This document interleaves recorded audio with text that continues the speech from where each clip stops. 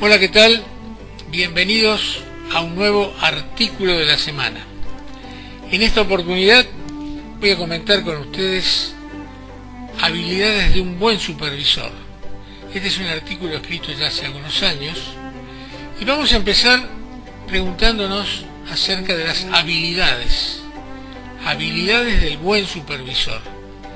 La habilidad evidentemente refiere a calidad de ser hábil con algo, implica estar habilitado para gestionar una tarea o impulsar un emprendimiento, resolver exitosamente una dificultad.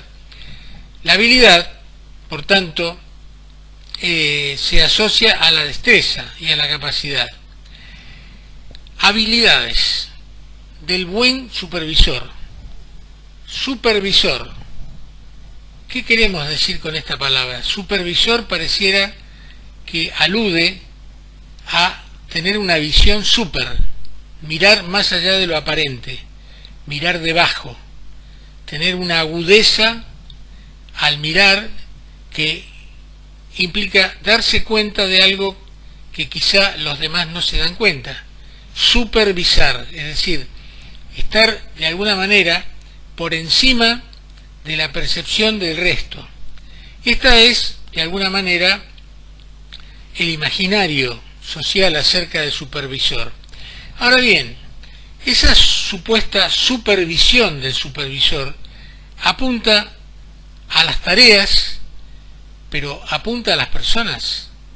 Es decir, cuando supervisamos una tarea, lo que el supervisor está haciendo es observar si determinado procedimiento se hace coincidiendo o no con una normativa estándar, es decir, que sirve para esa misma tarea multiplicada por la cantidad de veces que se haga y por los operarios que la hagan. Es decir, cuando una normativa estándar alude a una determinada tarea, no dice quién la está haciendo, no le interesa identificar la persona, la personalidad y la experiencia del operario, del empleado que está llevando a cabo esa tarea.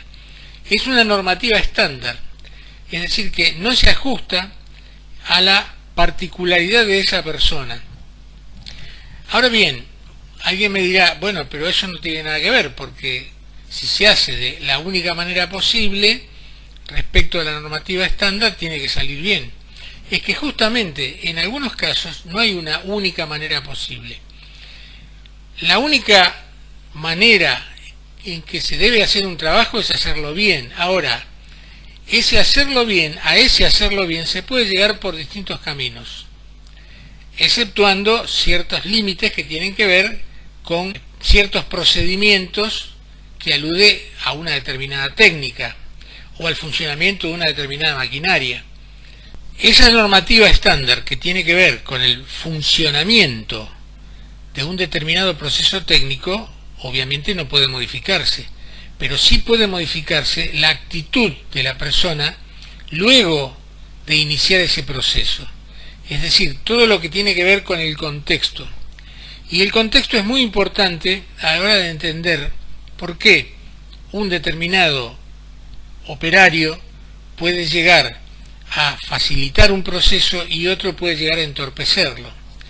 Es decir, que cuando hablamos de supervisar las tareas, en general estamos omitiendo una parte muy importante y es la supervisión de las personas que llevan a cabo esa tarea. Ahora bien, ¿cómo se puede supervisar a las personas? ¿Cuál es, en definitiva, el método para supervisar a las personas? Es decir, ¿qué vemos en esas personas que están llevando adelante esa tarea? ¿Qué ve el supervisor?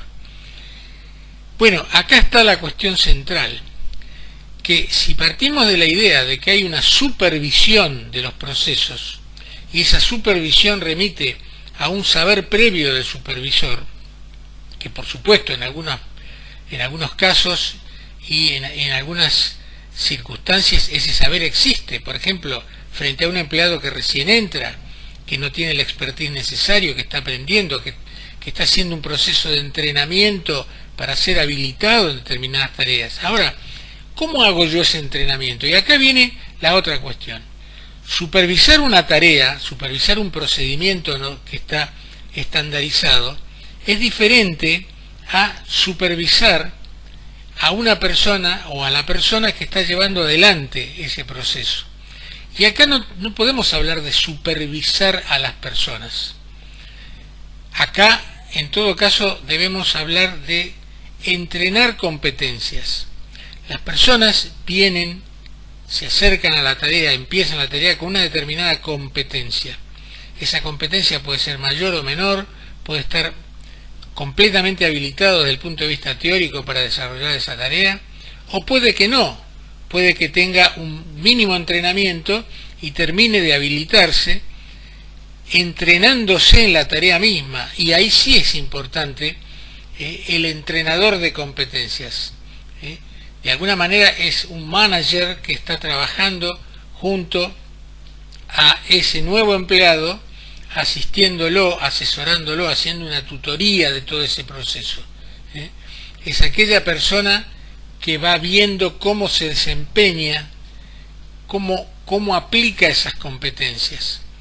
Entonces, cuando estamos refiriéndonos a el proceso de capacitación de una persona en una determinada tarea, o inclusive ir chequeando esa tarea en función de situaciones nuevas que pueden aparecer en todo proceso laboral, hablamos de entrenar competencias.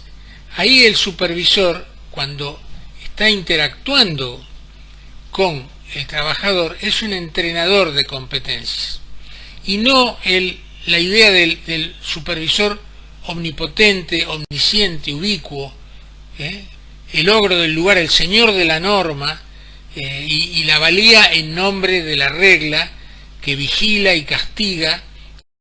Y así pensado, el supervisor como entrenador de competencias es alguien que lleva adelante una asesoría humana para optimizar el desempeño, removiendo obstáculos, que son obstáculos muchas veces de naturaleza subjetiva, que están ligadas al desvío de la norma.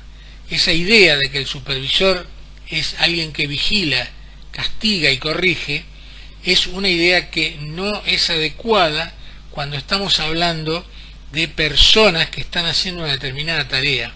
Entonces la supervisión en todo caso es a ciertas normativas técnicas, a cierta aplicación de protocolos que no pueden ser modificados, porque son protocolos estrictos, por ejemplo, en llevar a cabo la manipulación de una determinada maquinaria. Pero cuando hablamos de personas, hablamos de entrenador de competencias.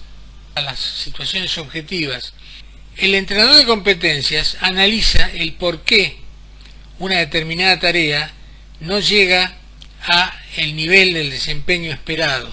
Ahí puede haber cuestiones que tienen que ver con un insuficiente entrenamiento, pero también puede tener que ver con circunstancias del contexto laboral, con interacciones o conflictos que a veces se mantienen no explícitos, con problemáticas personales que hacen que la persona no rinda lo suficiente aplicando las competencias que tiene, y también con contextos sociolaborales que lo trascienden, situaciones que hacen que generen inquietud o incertidumbre en la persona que está trabajando, y de esa manera no pueda rendir lo necesario en función de sus propias competencias. Y acá lo importante es que cuando el entrenador de competencias, el supervisor puesto a entrenar competencias, más allá de las indicaciones de supervisión técnica, por ejemplo, esto es así, luego de accionar determinada clave o de poner determinada clave se el proceso sigue de esta manera. Estas son cuestiones técnicas que por supuesto no pueden ser variadas porque son cuestiones que condicionan el funcionamiento, por ejemplo, de una cadena de producción, de determinados aparatos informáticos. Estas son cuestiones técnicas, pero cuando estamos hablando de la actitud y de la aptitud del trabajador, estamos hablando de cuestiones que son flexibles y que es importante, más allá de las indicaciones, percibir cómo recibe el empleado, el trabajador, el operario, esas indicaciones, cómo las resignifica desde su propia percepción. Las resignifica de manera pasiva, es crítico hacia ellas, las considera que son, que pueden ser diferentes, algo así como, me dijo el supervisor que debo hacerlo de tal manera, pero lo que pasa es que él no sabe bien, porque si él está acá se daría cuenta que eso no se puede hacer de esa manera. Bueno, yo lo hago como él me dice, pero en realidad yo lo haría distinto porque es más práctico hacerlo de otra manera. Pero como él es supervisor, le tengo que hacer caso. Bueno, esto es muy importante, es decir, ¿qué le parece a ustedes de su conocimiento? ¿Le dio resultado esa serie de procedimientos? ¿Tiene usted alguna idea para aportar, para modificar o para hacerlo distinto? Y a ver, ¿y por qué lo haría distinto? Esto es muy importante, poder interactuar con la percepción que tiene el trabajador de la tarea que está haciendo. Y bien, entonces, con esto redondeamos esta idea de las habilidades del buen supervisor.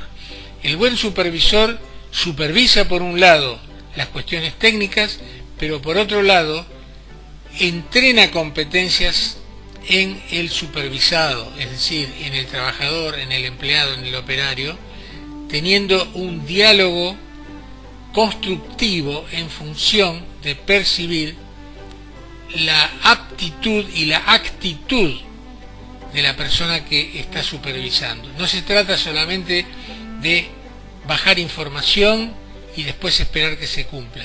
Hay que interactuar en función de la experiencia de la persona a la que se está supervisando, de la expertise y también del estilo de personalidad aplicado al proceso laboral. Bien, los invito a leer el artículo Habilidades de un buen supervisor en el blog y también, como ustedes saben, en nuestra página de Facebook. Y si les ha gustado, por supuesto que agradecemos un like. Será hasta el próximo artículo de la semana. Muchas gracias.